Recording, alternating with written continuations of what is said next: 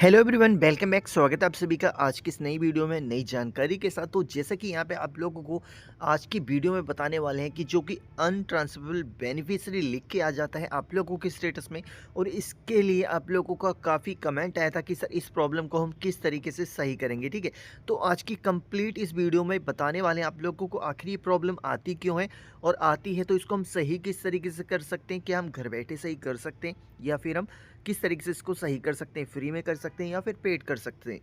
सब कुछ आपको आज की इस अपडेट में बताने वाले हैं। तो यहाँ पे देखिए, ये आप लोगों को देख सकते हैं जब ये अनट्रांसफरेबल बेनिफिशियरी आ जाता है। सबसे पहले यहाँ पे थंबनेल पे ही आप लोग देखेंगे, यहाँ पे साफ साफ आप लोगों को डेट दिख जाती है कि भैया इस तारीख को आपको अनट्रांसफरेबल बेनिफिशियरी कर दिया है। ठीक है, और अगर इस तरीके की प्रॉब्लम आप लोगों की स्टेटस में आ चुकी है तो इस प्रॉब्लम को ज़्यादा सीरियसली नहीं लेने। एक छोटी सी प्रॉब्लम है, इसको आप लोग सही तरीके से, अगर आप लोगों के पास ज्ञान है तो आप इसको सही कर सकते हो। ठीक है, यहाँ पे कंप्लीट अपडेट आप लोगों को बताने वाला हूँ, और ये प्रॉब्लम आती क्यों है हमें, अगर ये प्रॉब्लम आ रही है तो क्यों आ रही है हमें। तो यहाँ पे आपको बता दें कि अनट्रांसफरेबल बेनिफिशियरी का अर्थ जो होता है, यहाँ पे आप लोग देखिए, अगर आपका नाम हो गया इसमें, जैसे आधार अंक हो गया और बैंक खाता हो गया या भूमि विवरण हो गया, जो कि सरकारी रिकॉर्ड जैसे भूले कि एनपीसीआई बैंक लिंकिंग में मिलान नहीं कर पा रहा है। ठीक है, या फिर एक से ज़्यादा एंट्री हो चुकी है, या फील्ड वेरिफिकेशन के दौरान किसान नहीं मिला, उपस्थिति या पता गलत है। ठीक है, तो ये जो सेकंड वाला है, ये सेकंड वाला तो कोई मायने होता ही नहीं है, कोई फील्ड वेरिफिकेशन होता नहीं है। बस यहाँ पे जो फर्स्ट वाला है, इसमें नाम, आधार, बैंक अकाउंट, भूमि विवरण, सरकारी रिकॉर्ड जैसे होता है, तो उसमें आप लोगों का कोई भी मेल नहीं खाया यहाँ पे। तो इस तरीके से आप लोगों को स्टेटस में जो है यहाँ पे अनट्रांसफरेबल बेनिफिशियरी आ चुका है। अब सबसे बड़ा सवाल ये आता है कि अगर मेरे केस के अंदर अनट्रांसफरेबल बेनिफिशियरी लिख के आ चुका है तो क्या मुझे ये पेमेंट मिलेगा या नहीं मिलेगा। तो यहाँ पे सिंपल सी आप लोगों को बता दूँ, अगर अनट्रांसफरेबल बेनिफिशियरी अगर आप लोगों को आ जाता है तो इस केस के अंदर बता दूँ कि आपका फॉर्म इनएक्टिव होता है। ठीक है, इस केस में आप लोगों को आपको पेमेंट नहीं दी जाएगी जब तक उस चीज़ को आप लोग सही नहीं कर सकते। ठीक है, इस चीज़ को फाउंड आउट करने के लिए आप लोगों को क्या करना है, यहाँ पे पीएम किसान की वेबसाइट पे आ जाना है। यहाँ पे सिंपली ई केवाईसी मॉड्यूल होता है, यहाँ पे आप लोगों को आधार नंबर डालना है। सर्च पे क्लिक करेंगे तो यहाँ पे देखेंगे आप लोगों की ओटीपी बेस्ड ई केवाईसी को ऑफ कर दिया गया है। ठीक है, क्योंकि जब इनएक्टिव केस हो जाता है परमानेंटली तो उस ओटीपी बेस्ड ई केवाईसी को ऑफ कर दिया जाता है, और ना ही इसमें आप लोग मोबाइल नंबर अपडेट कर सकते हैं। अब यहाँ पे तरीका क्या होगा हमें ये सही करने का, वो आप लोगों को सबसे पहले बताने वाले हैं। अब यहाँ पे इस तरीके का आप लोगों को एक फॉर्म मिल जाएगा, जो कि यहाँ पे आपको मेरे टेलीग्राम पे चैनल पे भी मिल जाएगा, फेसबुक व्हाट्सएप पेज पे भी आप लोगों को देखने को मिल जाएगा। ठीक है, सिंपली यहाँ पे आप लोगों को इस तरीके से यहाँ पे मेंशन किया गया है, पीएम किसान सम्मान निधि योजना में अनट्रांसफरेबल बेनिफिशियरी की स्थिति सुधारने हेतु आवेदन महोदय। ठीक है, वीडियो यहीं पे समाप्त नहीं हो जाती, वीडियो में एंड तक आप लोगों को जानकारी मिलने वाली है, तो यहाँ पे वीडियो में एंड तक बने रहिएगा।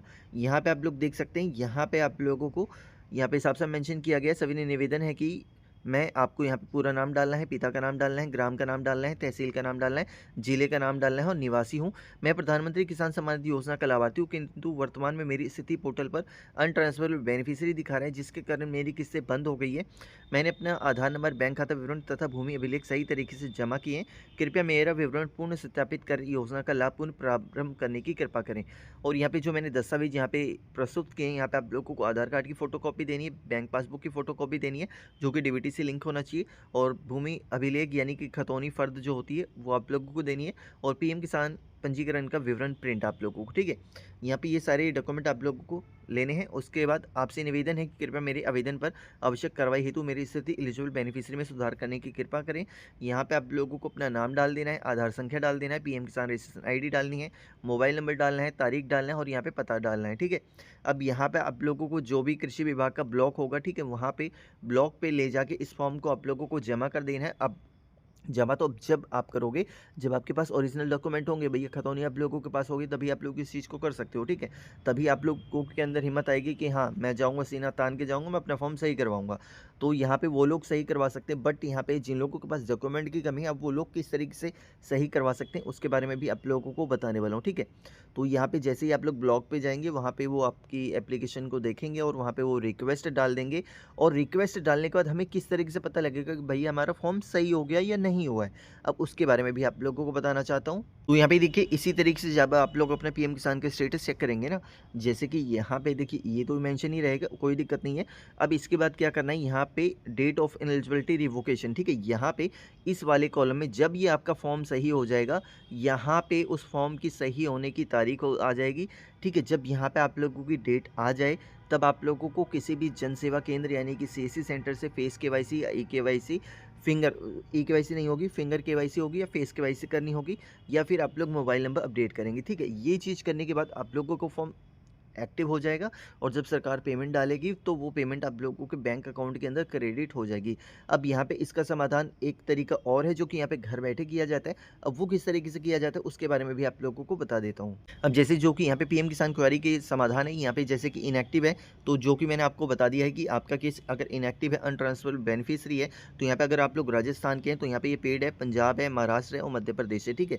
यहाँ पे इस स्टेट के अगर आप लोग किसान हैं तो अभी इस स्टेट का एक्टिव का ऑप्शन जो है हमारे पास आ रखा है, तो यहाँ पे आप लोग अपना केस घर बैठे एक्टिव करवा सकते हैं। यहाँ पे ध्यान रहे, मैं बता दूँ ये जो सर्विसेज है ये पेड सर्विसेज होती है, एंड यहाँ पे लैंड सीडिंग से भी अपडेट दे रखी है।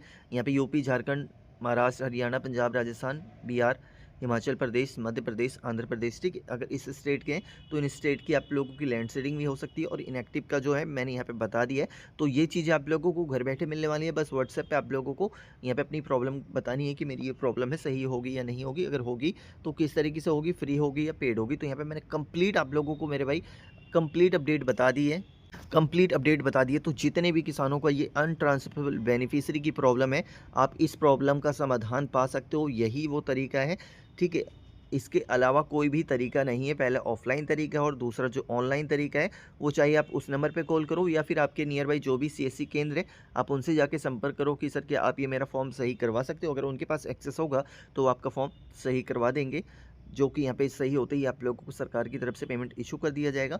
तो कंप्लीट अपडेट बता दी है, फिर भी कोई डाउट्स रह गया हो तो कमेंट सेक्शन में कमेंट कीजिएगा, आप लोगों को जवाब देने की पूरी कोशिश रहेगी।